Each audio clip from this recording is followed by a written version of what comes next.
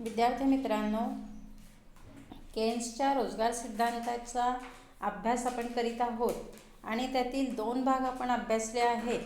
त्यातील पहिला भाग म्हणजे परिणामकारक मागणीचे तत्व किंवा प्रभावी मागणीचे तत्व आणि दुसरा भाग म्हणजे एकूण मागणी फलन आणि एकूण पुरवठा फलन. ह्या दोन्हीद्वारे एकूण मागणी फलन आणि एकूण पुरवठा फलन या दोन्हीद्वारे उत्पादन पातळी आणि रोजगार पातळी कशी निश्चित होते याचा अभ्यास आपण अजूनपर्यंत केलेला आहे. आणि आज केन्सच्या रोजगार सिद्धांतातील तिसरा भाग आपल्याला अभ्यासायचा आहे. या प्रकरणातील हा शेवटचा मुद्दा आहे आणि यानंतर आपलं तिसरं चॅप्टर सुरू होणार आहे. तर केन्सच्या रोजगार सिद्धांतातील तिसरा भाग जो आपण आज अभ्यासणार आहे तो म्हणजे अपूर्ण रोजगार समतोल.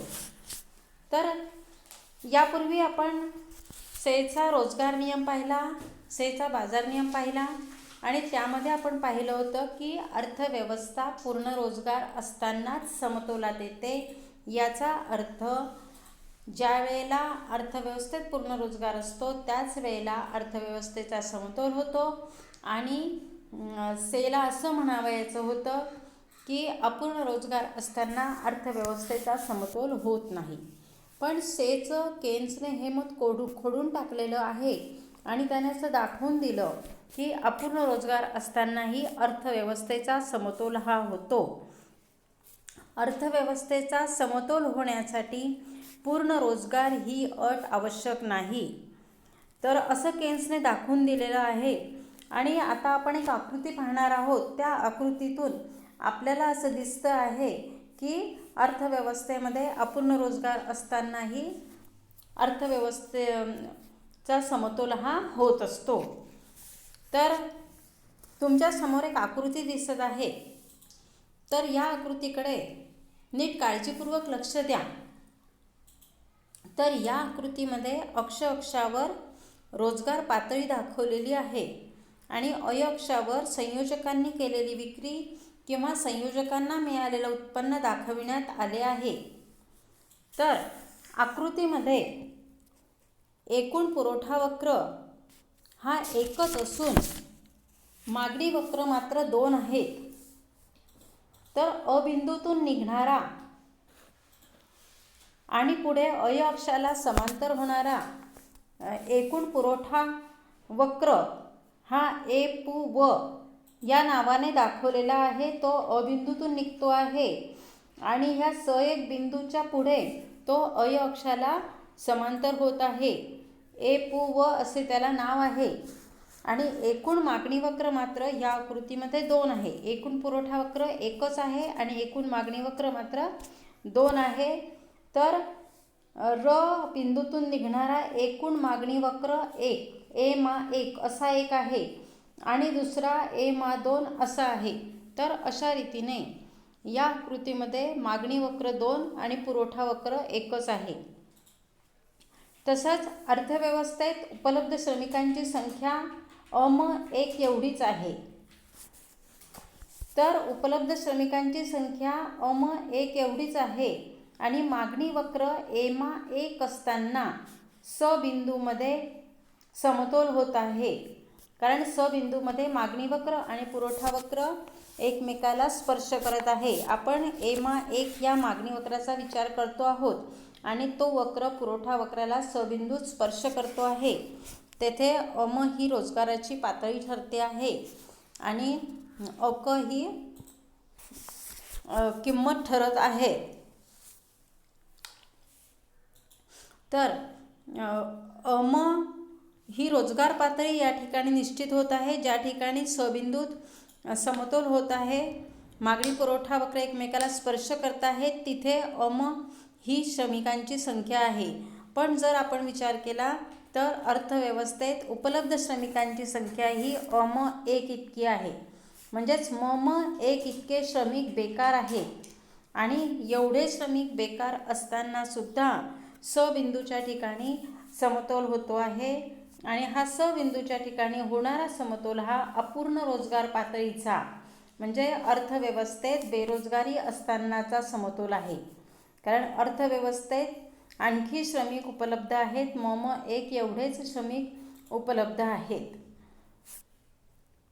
पूर्ण रोजगार पातळीचा जर समतोल व्हायचा असेल तर आपल्याला पुढचा विचार करावा लागणार आहे, आणि तो म्हणजे जर समजा एकूण मागणी वक्र हा उजवीकडे सरकला, तो A-2 झाला, तर एकूण पुरवठा वक्राला तो एक बिंदूमध्ये स्पर्श करतोय.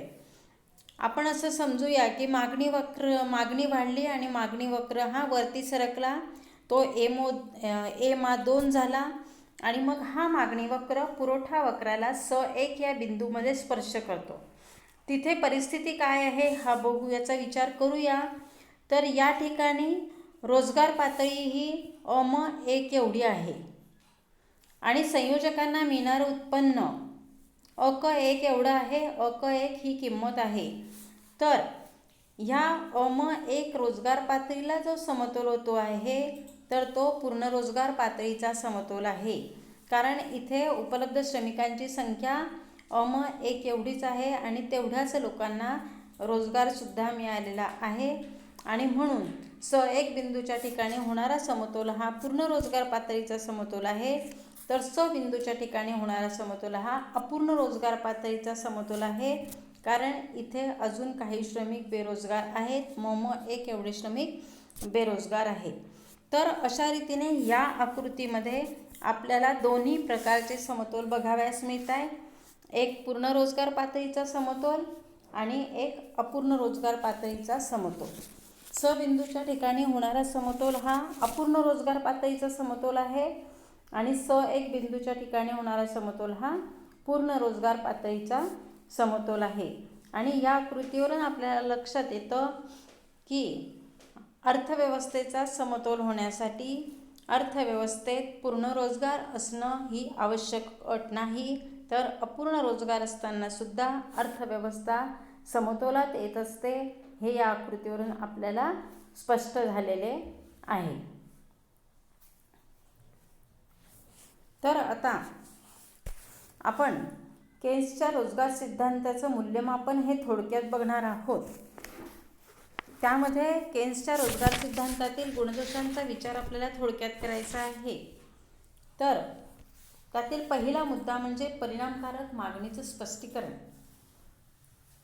तर केन्सने आपल्या रोजगार सिद्धांतामध्ये परिणामकारक मागणीला अतिशय महत्त्वाचं स्थान दिलेलं आहे आणि त्याने म्हटलेलं आहे की अर्थव्यवस्थेत बेरोजगारी का निर्माण होते, तर ती परिणामकारक मागणीच्या कमतरतेमुळे निर्माण होत असते.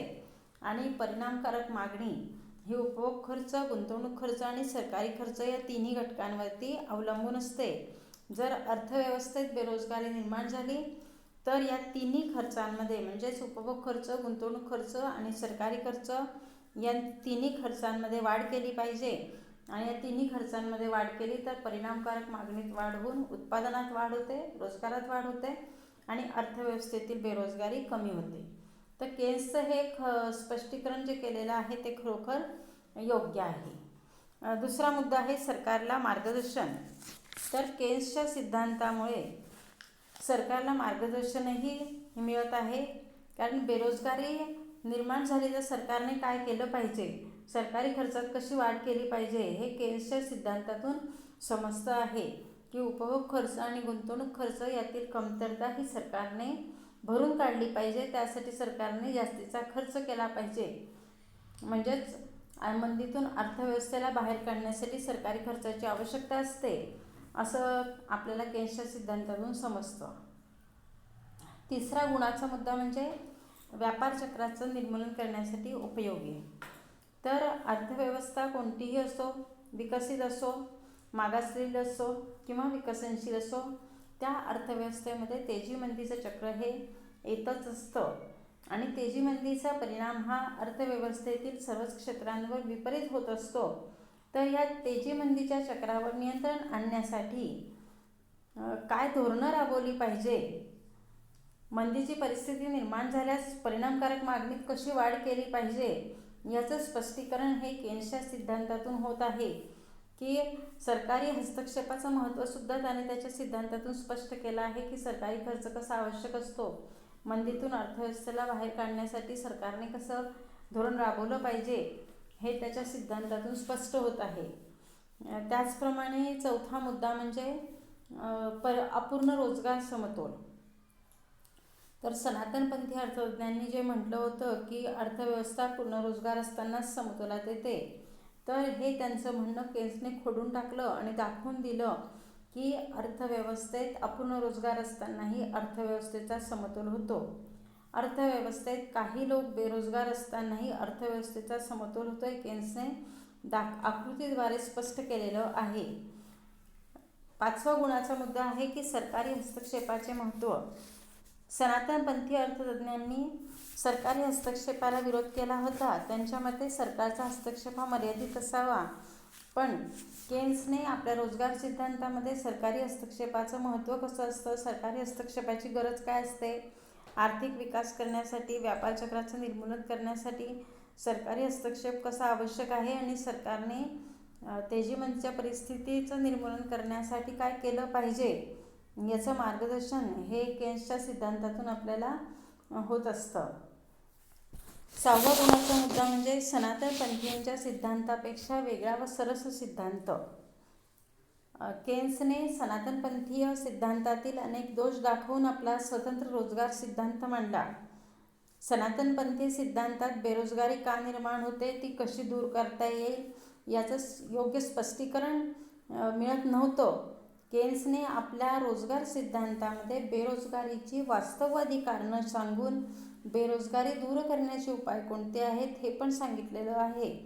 आणि म्हणून असं म्हटलं जातं की सनातनपंथीय सिद्धांतातून बेरोजगारीची कारणं समजत नव्हते, उपाय समजत नव्हते. त्या मानाने केन्सच्या सिद्धांतातून बेरोजगारीची कारणंही समजतात आणि उपायसुद्धा समजतात. म्हणून तो सिद्धांत सनातनपंथीय सिद्धांतापेक्षा निश्चितच श्रेष्ठ आहे, सरस आहे, वेगळा आहे असं म्हटलं जातं. आणि आता आपण केन्सच्या रोजगार सिद्धांताचे काही दोष बघूया. तर त्यातील पहिला दोष म्हणजे अपूर्ण रोजगार समतोल हा अस्थिर समतोल.